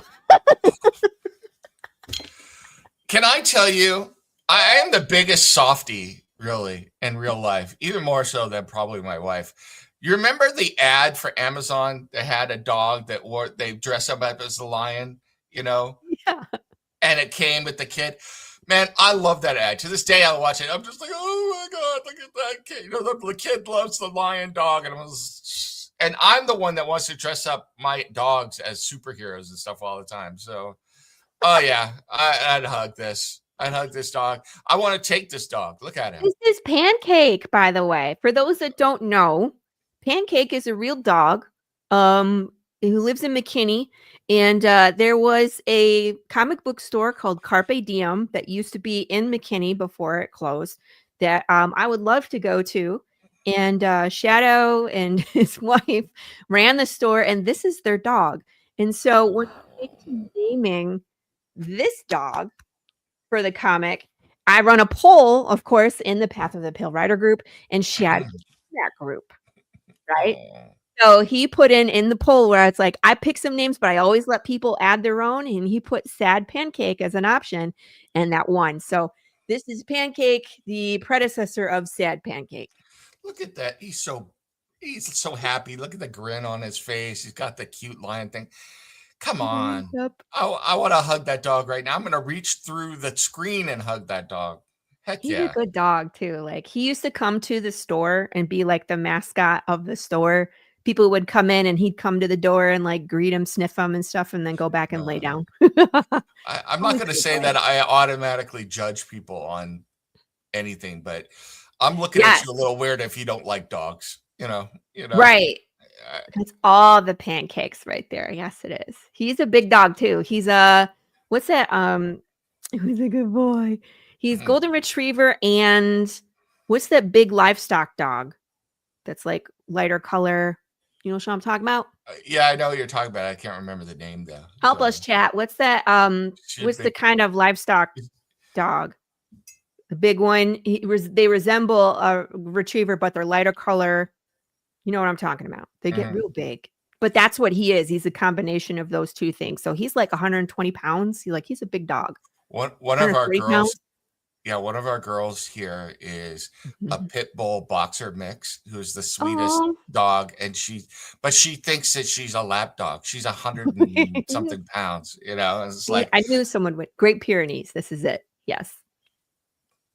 he So is this how much does she weigh? Your dog? 105 pounds. So and she will come running up once she doesn't Oh my accelerate real god. fast, but she can get up to speed, and then she likes to jump on me like Jimmy Superfly Snuka in WrestleMania. So it's like one of the things I'm worried about. We're probably going to put me in the back bedroom while I'm recovering from the surgery, because it's like the next thing I need is a friggin' mastodon jumping on me. Just or taking out your knees, like so Yeah. excited to see you, Dad. And Boom. she's just going to be like, I want to love you. And it's like, no, stop. Aw. Oh, yeah. Yeah. My dog is 65 pounds, so he's technically on the lower end of large dog. But See, that's big enough for me because he pulls me around the neighborhood. we, We need a my wife puppy got a, dog romance. I oh, mean, technically, we could do that where two people adopt the same dog by accident and they're enemies to lovers. There you go. There you go. yeah. I wrote it for you. my, Pancake and my eggs. wife got a Chihuahua, and who lived 19 years. Oh my And, gosh. and little dogs, man, especially Chihuahuas, you never know. Sometimes they're vicious. This dog, I loved him, but at the same time, he was pathetic. He was, the kid that had got the perpetually runny nose, Yes. that was this Chihuahua called Buster, Aw. you know, and he was always scared of everything. And when he was scared, he would squirt. So Aw. yeah, yeah, God. He's just living out of spite. He's got no yeah. teeth. He's blind in both eyes. Can't hear nothing. Like, By the end, he was blind and deaf. yeah. It's Oh, like peeing everywhere. It's like, I love you, but why are you still? Oh, God. I was hoping we're 43 because we're You're kind of evil. pulling I off know from the same. you've got What? something evil stored up for me, don't you? So, No, just because we're pulling like from the same section, you know what I mean? oh, Because okay, like yeah, I'll pull stuff for people and like I'll pull like 5 to 10 or no, not even 10, like 5 pictures for someone to look at. And 1, 2, 3, 4, 5. So you get basically the same kind of genre, I want to say. yeah. You know what I mean? If we're in the same section. Let's see. Oh, friendly. Ah, pass. Wow. This Gene Simmons in bear form. I think this is a sun bear. Correct me if I'm wrong, chat, but I think this is a sun bear. And maybe not. It doesn't have enough fur. There's this crazy, it's not a sun bear. There's another kind of bear, but it's like indigenous to India and it's super aggressive. Yeah. Like, so if it sees you, it runs at It you. it is a sun. I think it is a sun Is it a bear. sun bear? They have a weird Yeah, neck too. yeah. I mean, I will say that the rolls on the top of his head are very kissable and huggable. They're like rolls on a dog, like on a pug or something. But look at that face, man. That face is just I, screaming, "Come hug me, Dash, and I'm gonna rip your face off." So I ain't touching this thing. Look at its eyes. look at those claws. Well, I mean, all bears have that, but still, it's like the Yeah. eyes and the tongue and the. He No. looks very concerned. Can Yeah. he see? Why is his eye so small? I don't Yeah, know.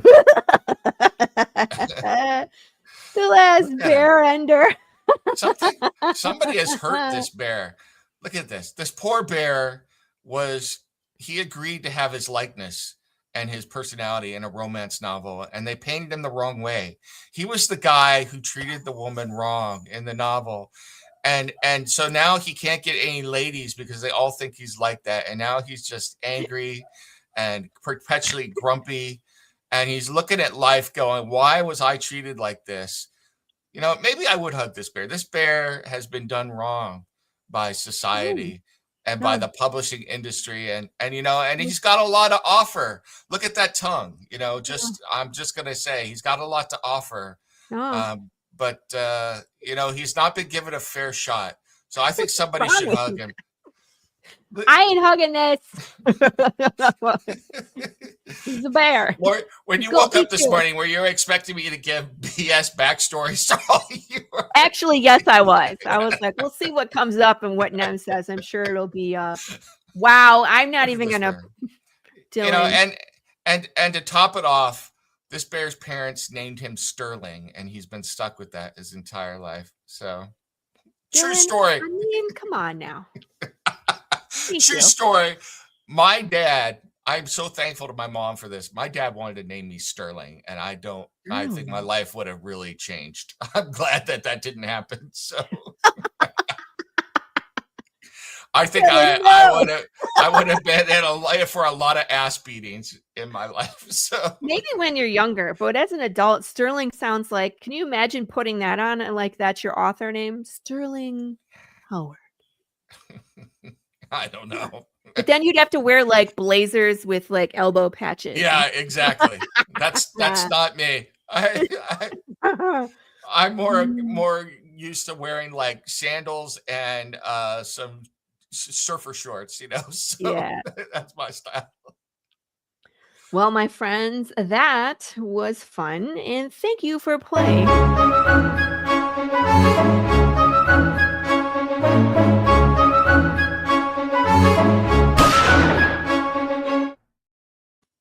Nice. That's right. Very nice. Would you hug This. a space monkey? So I had a space monkey pulled up for you, actually. I found a new one. I was hoping we would. I'll just put it up on the screen for you because it's super cute, and like I would definitely hug this little space monkey. I don't know if it's real or not. We'll see. Tell me what you think, people. Huggable? oh, absolutely. Look at this little guy. Isn't he cute? He's like so happy to be there. I've actually got a shirt with this guy on the front. What is this from Actually, then? I don't have it. This particular shirt.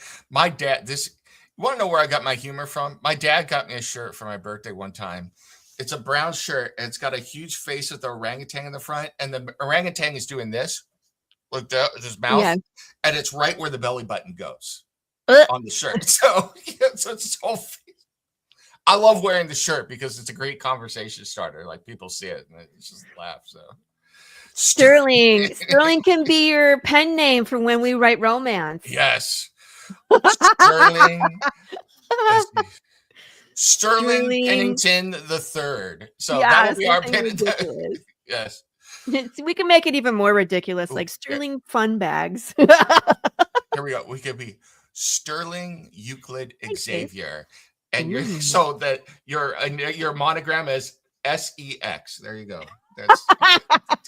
That's subliminal my messages. Yes. A new novel from Sterling Xavier. So, or you could just put Sterling.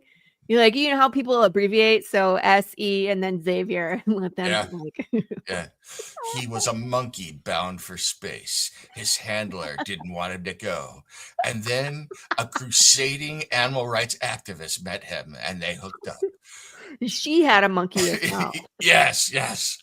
Now they're fighting the man. Now, Glenn, come on now. Glenn shows up throwing blows.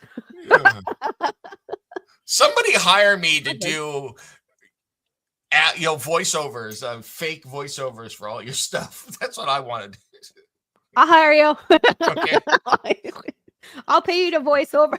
Oh my God. Can you imagine? You know how my Kickstarter videos, it's always me talking and being ridiculous? What if we just voice over my voice with yours? I'll do it. We'll confuse everybody. In a land that time forgot. In a land that death I has see you, Glenn. abandoned. I know. Stern war in the chat over here. Big James is a lonely bear looking for love in the path of the Pale Rider. Big James and Booper go off together hand in hand as they search for death, trying to escape the world that has denied them their love. Animal love meets zombie madness in Path of the Misguided Romance. Available now from Lori. Dylan, I need you to write Path of the Pole Rider for me, please. What has happened to this show? So this is about right. This is about how it usually goes. Yeah. We're right on track. It's good.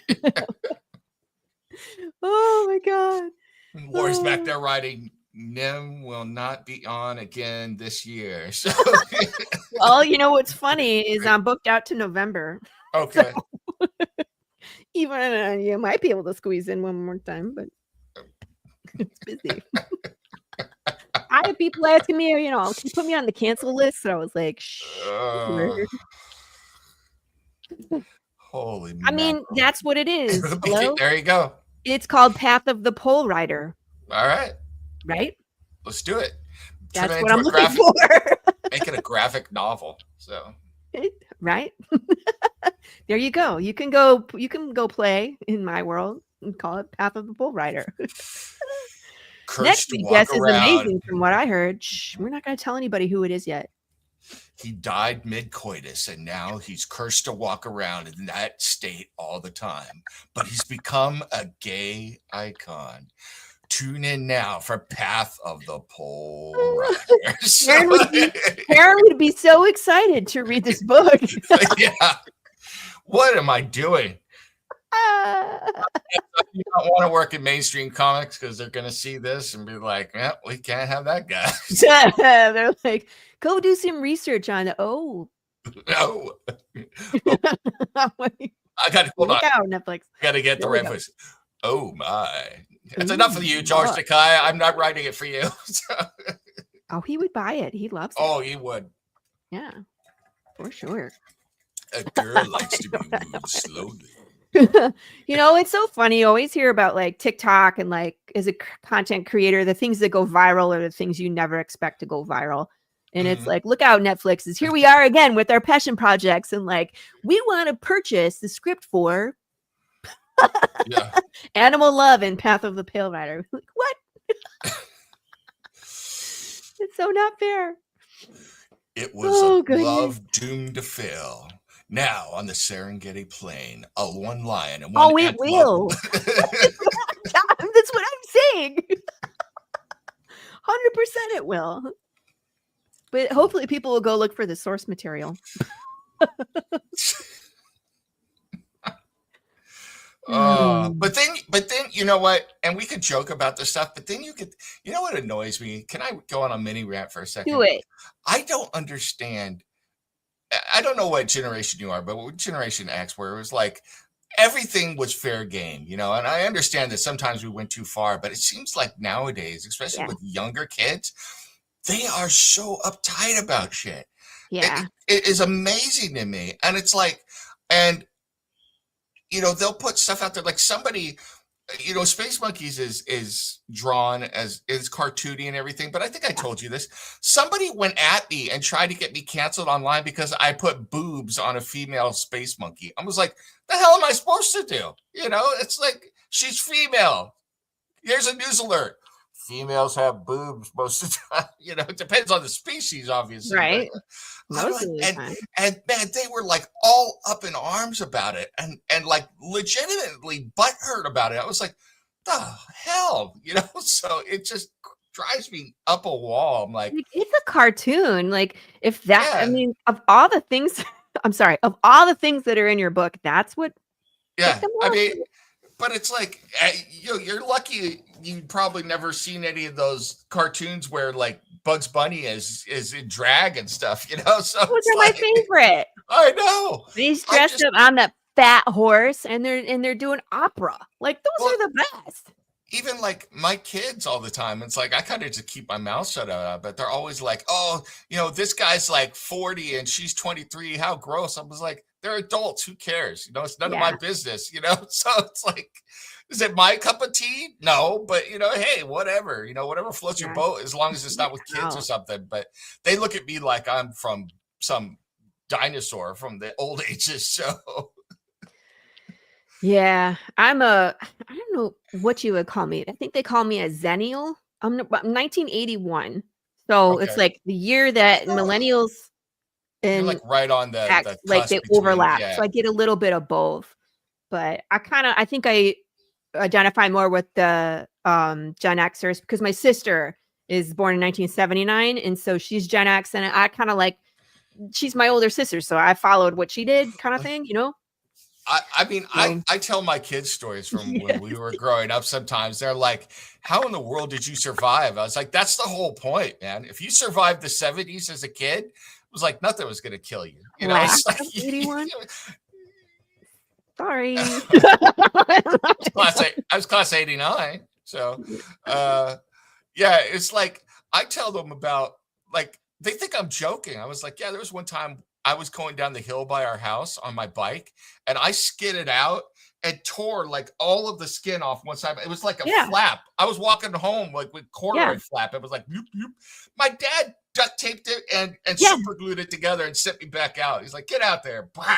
So it's yeah, like, yeah. It's funny to me when they're like, "What do you mean you drank from the hose?" It was like, "We oh drank yeah. water from the hose. We They, played outside all day. We came home to eat lunch. We went back outside. Like, and that was I it." told my kids that one time, and they looked at me like I told them that I was casually like juggling bottles of Ebola or something. It was like, Like, it's just hose water. Like, what do you think is in yeah. there? They're like, well, what if it had dirt on it? It's like, well, you let the water run for a few seconds, then Yeah. you wipe it off. Well, it's really fun when you had, like, a spray nozzle on it and you're holding it for your sibling, and Oh when they yeah, weren't paying attention, you gave them the full blast in the oh face. yeah. Or you'd be like, you tell your little, not that this ever happened, you tell your little brother, come on, I'll turn it on low, so you Yeah, can drink it, and then yeah. just stick it in there. 90s were the best, man, I believe. I'm with you. I was in my Drank out of 20s the in hose. by the '90s, so When, Dylan? Last year? I always tease poor Dylan because he's young. I was gonna say something dirty again, and I'm just gonna put that on the back burner. So yeah, 80s rock nice. was the best. Yeah. Oh yeah. Isn't Man, that funny? I loved being a kid in a time So where I can be you could stupid. you could take off your on your bike and just disappear all day. Yeah, It's just and you can't do that anymore. You no, have to watch your kids. you get arrested You as a can get in parent. trouble, Yeah. right? Your kids can get in trouble. Your kids I have 2 girls, you know what I mean? They're always talking about your kids getting kidnapped. Um, and, like, I'll tell you what, though, I don't know what it is about their generation. They're afraid of Yeah. everything. But Um, my 9-year-old cannot ride a bike without training wheels. but I think that a lot of like lessons like about self-reliance and stuff like that are being missed because it's like you always got to have somebody hovering over you taking care of everything, and it's like Yeah. I think there's some place in the middle that could help with that, but it's like my kids now are amazed by the fact that I'll go out driving somewhere and I'll know generally where I'm going and I'll get there. It's just I drive, and I figure out where I'm going. And they have to have it on a phone with the GPS. And I'm like, Yeah. it's like you don't understand. It's like the only thing that when I was growing up and learning to drive that we had that was even close to that was one of those what was those, the Thomas guide, the maps, that was the big thick map, thing of maps. I don't even Yeah. remember what it's called Yeah. anymore. Maybe you have one of those, but when you were 16, you didn't have that. So you were just like, you're going to meet a, a girl or a friend or whatever. They're like, hey, I Oh, I live got here. It's lost like, all the time. yeah, you just figured it out, and if you got lost, then you just dealt with the consequences. Like one time I took a bad turn going to see Nicole and went over the George Washington Bridge. And I ended up in the middle of the Bronx and then kept driving and I ended up in Harlem at night. I was just like looking around going, I may make it out. I may not make it out, but you know what? Damn it. I'm going to keep going. So. Paul, that's scary, man. He says, when my oldest was born, the doctor congratulated us and then told us he's worth about 10 grand on the black market. Yeah. The world is a dangerous place, but back then just nobody cared. We learned how to read a map, damn it. Remember when I see this sometimes. I love watching those, remember when videos sometimes. Yeah. Remember when we used to ride in the back of pickup trucks on the freeway, Oh, I didn't do that shit. Oh yeah, just hold on, man.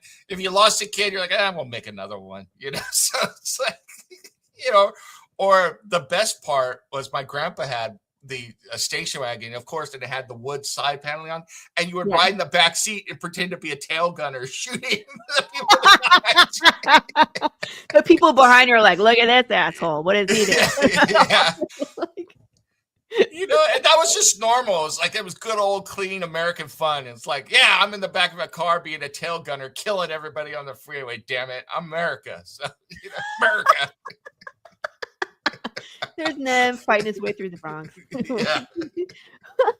Yeah. Yeah. And I mean, I remember my grandparents had a station wagon with the wood panel and the bench seat in the back.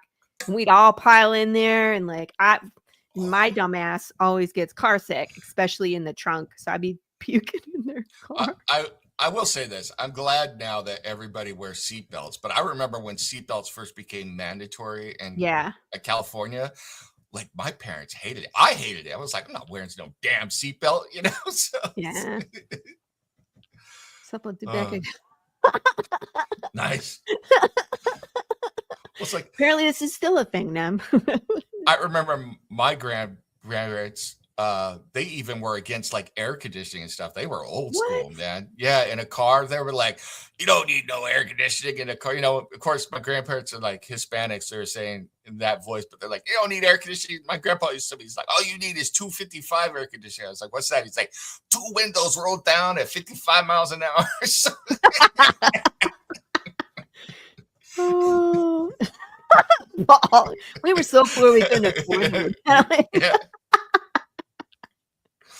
Oh my goodness. Yeah, but what were you gonna do? I mean, I remember my grandpa.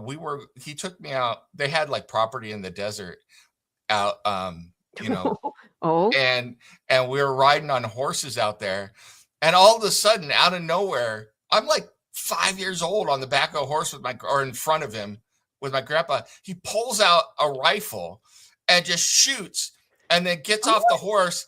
And he skins an 8-foot rattlesnake, and we take it home and eat it. It was like, you can't not just be tough after that, because it's like, what am I going to do? He's going to skin me out there or something, So I don't know if I want to eat rattlesnake, but okay. It's good eating. It's good. I'm gonna pass. Rattlesnake's good. I ain't gonna hug that. No. It's good stuff. I'm telling you. But it was just out of nowhere. It's like that.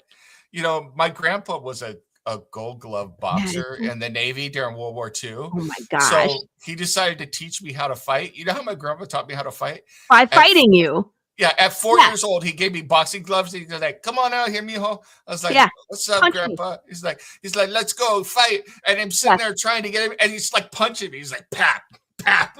Yep. They fall down. He's like, get up, And then my uncle's sitting there watching, laughing, drinking beer. I'm 40. He's like, hey, you thirsty? Here, kill this one, So you drink a little beer. Probably helped you not feel your concussion. That's some Hispanic love there for all of you. So. You know what, though? I mean, kids do not get this anymore, where they don't know that they're tough. They don't. This is what I'm talking about. My 9-year-old doesn't want to ride her bike without training wheels because she's afraid to fall down, because she thinks she's going to get hurt and die. You know what I mean? You are kids, I keep trying to tell them, like, you're tougher than you think you are. You Yeah, can fall down off a bike and get back up and keep on riding. Like, they that's what I don't was. believe me that they can. So it's like, That's, that's why I gosh, wanted to write that book I was talking about, because kids keep getting told you can't do stuff. yeah. You can't do this. You can't do that. The world is But I against don't you. even know You who's can't telling do them it. this stuff, Nem, because I'm telling them they can. You know what I Yeah, mean? Where my husband and I are like, you can ride a bike. I was like, I rode a bike when I was in, first grade. I had no training wheels. yeah. You're And going it's to be in fourth grade, dude. You got to ride your bike, yeah. And it's And like we harp on them, like, but it's like something in their own head that they have to decide to do it. My older one, same thing. Like, she didn't want to ride her bike without training wheels for a long time until she was like, I'm going to do it. And then but once she decided, then it happened. But it's like, I what's wrong with I think a generation, man? huge part of it is that the internet has, and the greater society has convinced everyone that life is going to be fair. And it's like nothing about life is fair. It's like it's against you. It just is. So, no matter if it's fair or not, you got to deal with it. So deal with it, So it's like Yeah. with everything, it's like people are like, oh, it's not fair that I can't do this. I was like, well, I wanted to be the center fielder for the San Diego Padres, but that was never going to happen. So, it's like, But it's, it's not only dedication, but there is some talent. If you want to play in the big leagues, yeah, you got to have well, that talent. But, I, I there's mean, something to be said with if you want to do it, go out there and but do it. What is like, stopping you? I mean, I know a kid that was crazy I'm talented, gonna and have he to be won tough. he won 2 World Series with the Angels, Yep. and I know this guy, and it's like, but he was born with that, it's like, I was a swimmer for a long time. I went to Olympic trials. I was a pretty good swimmer, but the thing is I'm 5'10". If I Yeah. lie, I could stretch it to 5'11", but it's like when you get to that level There's, and you're 5'11" and the rest of them are 6'3", yeah, they're I'm weak. I'm at a disadvantage, Yes. So it's like, is it fair? No, but what am I going to do about it? So it's like Right. you move on. So Exactly. And yeah, it's just part of life. And it's like, unfortunately, if you're going to play in those big leagues, there has to be that yeah. natural talent. And if it means basketball, you got to be tall. You got to be tall. You Well, just got and to.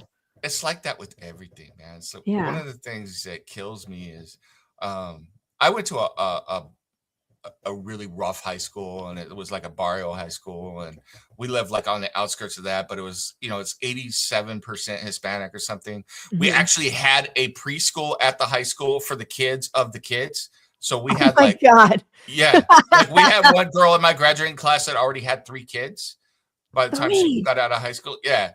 So I mean, this was the kind of school I grew up in, but everybody was always complaining, "Oh, I can't do it. I can't do it." It's like, well, you have 3 kids, and you had to get a job right out of high school and have a family. It's like, well, how can you be successful? And it was like, but at least back then, they were telling us how to be successful and get out of the neighborhood and get out of that stuff. But a lot of times, the thing that would bug me is, I was growing up Hispanic, and we had special things. They were telling us, oh, you can't compete with the white kids because you're Hispanic. It Oh, was like, what? and it bugged the hell out of me. It's like, we're just as smart.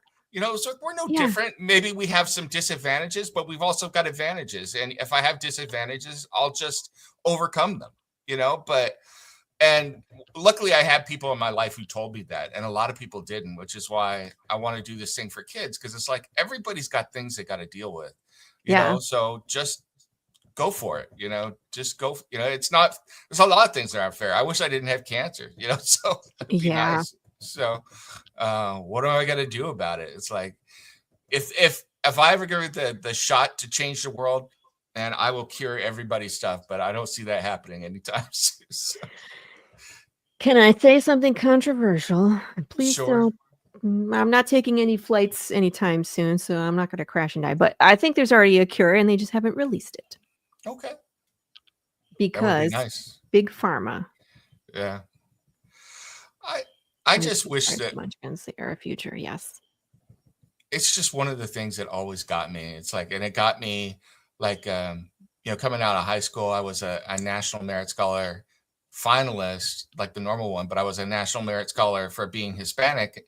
And I hated that. I was like, why do we have different Yeah. category. It's like I'm the same as everybody else, but it's like, yeah, there was stuff that sucked Sir. and, but it is what it is. It's just, it really always annoyed me because they always had all the stuff and they treated us like we were like needed to be coddled. And I was like, I don't think that helped us, I helped the people. So, but I mean, that's what's happening with this generation. They're being coddled and then they're not doing things at a normal pace. So it's like, you can't coddle. You can't. And I never thought it was done out of malice. I think that the people were generally trying to help, but it's like, man, how do you compete with the real world if you've been coddled when you're a kid? Yeah. You can't. I mean, and then, of course there were the examples. God, this is getting too real. I mean, there was real racism and stuff. Like, I mean, I had this lady from the rich school one time. It was during a swim meet, but she looked at me and she's like, "You think this little beaner is actually gonna, qualify?" I was like, "What? What did you say?" Wow. Yeah. So what did you call me? Yeah.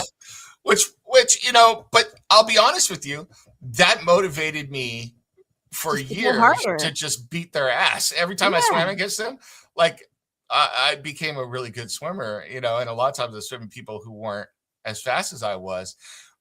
And so I could kind of cruise and still win the race sometimes, and conserve energy. When I was swimming against them, I was always like, if I could beat them by 25, I'm going to beat them by 35 seconds, in a race or something. So, but so, I mean, it was motivational on the one hand, but yeah, sorry for the life. Sorry to bring everybody down. So, nah, that's just part of what makes us who we are. I'm the same way when people are like, "Oh, you can't do that. You're a girl." And I was just like, "Motherfucker, watch me." Yeah. Like, come spar with me with some sticks and tell me what I can and can't do. And it still happens. It's like my daughter is just graduated from Culinary Academy last year, and she's working now. And she tried to get a job. I couldn't believe this is even legal. They were hiring at a Chinese restaurant, and she went to get a job and had a resume and everything. And she went for an interview, and they said, "Oh, you're female." It was like, we don't hire female cooks to work in Chinese kitchens. I guess that's a thing across the entire country. Most Chinese restaurants do not hire female cooks. They will not they said they're too weak to cook Chinese food. You need upper body strength or something? No, like weak spiritually. I'm sorry. Yeah. What? Yeah. And so I was like, this can't be true. So I started looking at all the Chinese restaurants. Absolutely. Unless you're going to some place that's like a chain where they have to follow the law, like close to like P.F. Chang's or something like that. All of those places that are like traditional Chinese restaurants, they will not hire women to be the cooks. That's so odd. I mean, like, it doesn't make any sense. It's cooking. It's not like heavy lifting. It's a cultural thing. So whatever. It was just like, so I was open your own restaurant, girl. Yeah, my daughter had to talk me down. I was gonna go beat some ass, but it's all right. She got a job and she's doing well. But I was like, man, I couldn't believe it. So I was like, because my natural instinct is to be like, don't you tell my kid what, Yeah. So. But you know what? It's probably better. And here's my thinking on that. Because they might be discriminatory and they don't want to hire women. But if you force them to hire women, they'll treat her real bad. Yeah. Like, I'm sure the sexism or the critique, or you know what I mean? Like, it would just be horrendous. They would make it horrible for her to work there until she quit. So It's like almost like, fine, you don't want me, I'll go somewhere else and someone will appreciate me and it won't be you. Bye. And she ended up in a place that she likes and she's doing really well. So I'm happy for her. So yeah. So like, yeah, and I'm lucky because I get to have food prepared by somebody who went to culinary school. She made like Thai curry last night. I was like, oh, this is horrible. I have to eat Thai curry. So, oh, darn. I know. Yeah. My parents were here for the weekend, right? And they were like, oh, darn, we have to eat your sourdough bread while we're here. And I was like, yes, eat more because I want to make more. It's like, I need to make at least 5 more loaves of bread. Thank you. Yeah, it's like, it's so difficult to live with a culinary student. It's like, what are we having for dinner tonight? Unfortunately, unfortunately, all of us in our family can cook, and I like to eat. So yes, Dave. Now I'm hungry. Oh, did you see I posted I got some really nice serrano peppers from my garden this morning. I got about 4 of them, Ooh. and, I'm gonna try a new hot sauce recipe today. I'm not gonna say what. You have to wait and find out. But it was one of the ones that I You know what? from, April Fool's Day, I had, like, thrown out really silly suggestions and found out that one was actually legit, so now I'm gonna try and make it. You know what I wanna make, but it's such a pain to make is, Dumpling chips. Come on over, Ri Dave. I'll make you sausage. Riennos, chili Riennos, Ooh, yeah. but they take so long to make. It takes Yeah, so long. They're, like, such a pain, but it's yeah. worth it. It's worth it in the end. One of those Oh, things you may just gotta make them, like, once or twice a year, and yeah. make a bunch of them. Like how we do pierogi, it's like you gotta make, like, 300 of them. Maybe not that many peppers, but you see what I'm saying? It's like you gotta get together the crew and you make a bunch and then freeze them My for wife my wife is Jewish and Sicilian ancestry, so she brings like matzo ball soup and brisket and all oh, that for one side, and then all the Italian food, and then she's learned to make Mexican food. So like the other day, she surprised me with abundagus food soup. I was like, oh yes, it's like yeah. just heaven. So tamales, I yes. know. We gotta make some tamales too. I haven't grown tomatillos in a while, but, I think I should. So I would love You, to make some tomatillo sauce. you want to hear a funny story about tortillas? Yes. Okay, so my wife and I love watching cooking shows, and so have you ever heard of Alex versus America? That No. show? It's Alex Mm-mm. Shelley versus, and they challenge her with different styles of cooking. They bring people in Mhm. to cook against her. So they brought in Mexican people who cook Mexican food. So at the end, they were making tortillas. What's going on, George? And Right, you came uh, in with 9 minutes left of the show. Why you do this, huh? and Huh? and they were doing it quick, so they were using a tortilla press. Yeah. And I was like, I respect the tortilla press, but it's like, man, I miss it and I don't miss it. Man, growing up, you knew you were in trouble when you would walk in and your grandma and your aunt and your great aunts and everything were all in the kitchen making tortillas and they're doing this like that, making tortilla. And then they look at you and they're like, yeah. And they go, just like, and it's like, I can't believe that cabron. So it's like, oh, Yeah, so you better, just keep yeah, walking. but it That's was funny because you would hear that sound and you knew we are like, oh, we're gonna eat some tortilla. We're gonna get fresh tortillas. We're gonna have some beans and rice. It's gonna be good, and some, yum. and then of course in a Mexican, it was always the funniest thing. In a Mexican meal, it was like you got beans and rice and just a couple different kinds of meat, and you've got maybe some enchiladas and all this stuff. And then there's like the token salad in the corners. Then a little I bit don't of even green on bother. there and a Don't bother. radish. Yeah, You always get a radish too. It's like you get a little bit of green and a radish. This is like it's like just sitting there sad, yeah, overlooked. So, yeah. Don't bother. No one wants to eat that salad and sadness. yeah. Eat the And beans and rice. everybody Ooh. wonders why by the time you're 30, every Mexican man has like a huge gut. He's like, Chewy, your Uncle Chewy is like, Yeah. he's got a soccer jersey on with shorts that you can't see with under his belly, and he's got like tiny thin little legs because he plays football all the time, soccer. So, he's got a big old belly, your Uncle Tiny, your Uncle Nacho, Chewy, so Yeah. Who's this vegan you speak of? There's no vegans yeah. in this family. I actually had an Uncle I'll make Tiny lamb. No, just kidding. who was I had a great uncle and his nickname was Tiny. It was like, hey, look at his Uncle Tiny. He was like 350 pounds, so Oh my gosh, that's so funny. I yeah. can't believe that got wrong. Yeah, hilarious. Oh my gosh. And as always, this show has just flown by. Yes. So we should probably wrap it up. I mean, I got to play the commercials on the back end at some point. So thank you again for coming on the show. I'm so glad you did. I've been missing you. So Oh, I'm glad you're feeling good. I hope it continues and I hope this next procedure goes. And I hope it's a yeah. breeze. Fingers everyone crossed. keep me in your prayers. May Yeah. 11th, I'm going to be May 11th. having a bigger surgery. So I will be out for a while, but I'll be around. You'll see me. So I will do my best to be around and do stuff. But I'm looking forward to the summer coming back and being on the air again and doing all that stuff. So, yeah. Cool. Well, I'm looking forward to it too. If you guys don't watch Nem in the AM, it's a fabulous show. So when Nem is back and up and ready to kick some ass and take some names and doing Nem in the AM, you should tune in. It's on Pilled, so we can watch some music videos, and it's really good.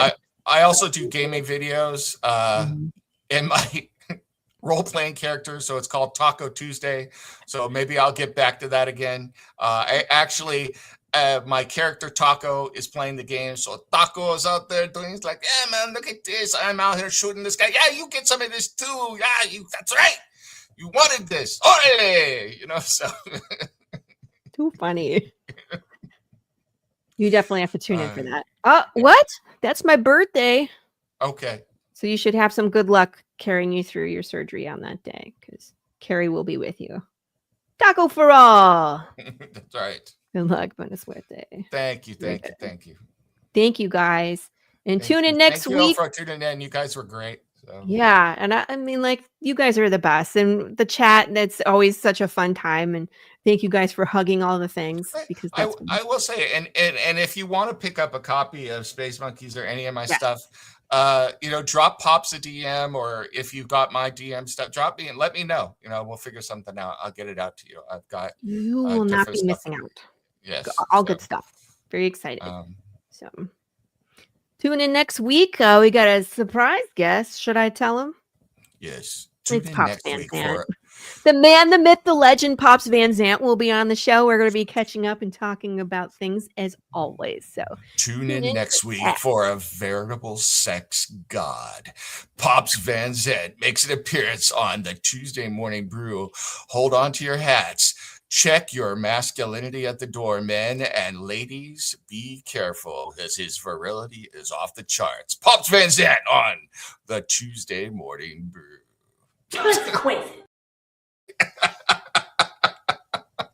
Thank you for that.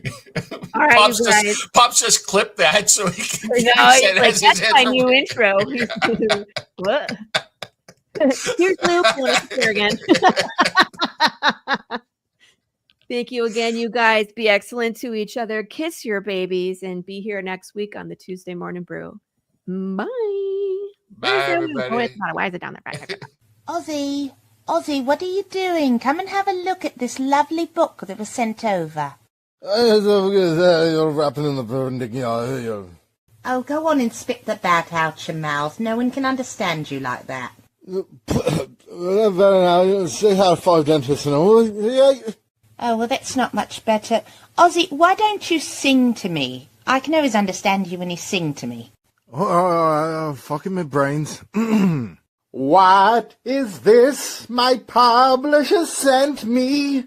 Inked in black with art so sweet. So what do you think? Do you like it? Oh, Lord, yeah.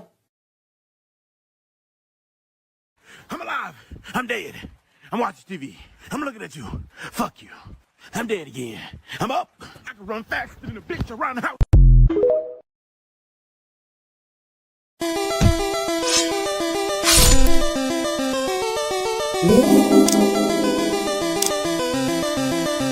Yeah.